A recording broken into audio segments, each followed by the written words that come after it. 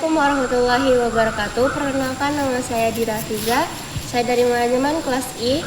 Kali ini saya akan memberikan materi mengenai sistem ayat tematik. Sebelum itu akan saya jelaskan dulu.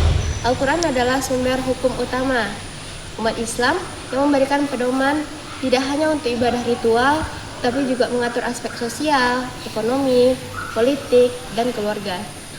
Prinsip-prinsip hukum Quran ini berfungsi untuk membangun masyarakat yang adil, harmonis, dan berkeadilan.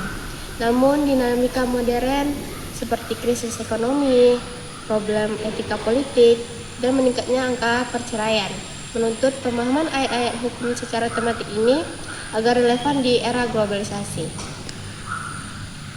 Kemudian sejarah perkembangan tafsir tematik ini, bila ditelusuri perkembangan tafsir Al-Quran sejak awal pertumbuhnya di masa hidup Rasulullah SAW, sebenarnya dapat dikatakan bahwa tafsir tematik sudah terwujud, walau hanya sederhana. Upaya mempertemukan beberapa ayat yang semakna atau berkaitan dengan masalah tertentu sudah ada dengan munculnya penafsiran ayat Al-Quran dengan adanya Al-Quran yang lain. Hal ini dapat dimaklumi sebab Al-Quran adalah kapasitasnya sebagai pedoman hidup bagi manusia dan memberikan petunjuk tentang ajarannya sesuai dengan situasi dan kondisi yang dibutuhkan.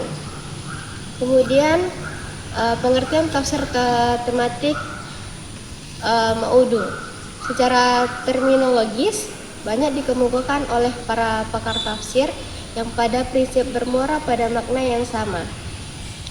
Oke, lanjut ke contoh dalam kehidupan sehari-hari.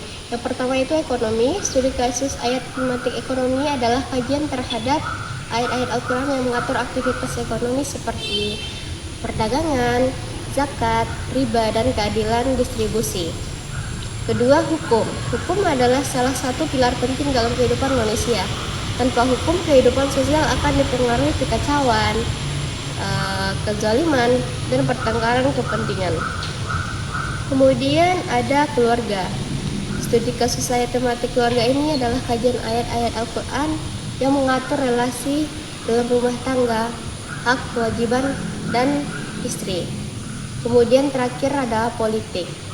Politik dalam pandangan Islam disebut siyasah syariah, yaitu seni mengatur urusan masyarakat sesuai dengan prinsip syariat Islam untuk mencakup kemaslahatan. Sekian yang dapat saya sampaikan.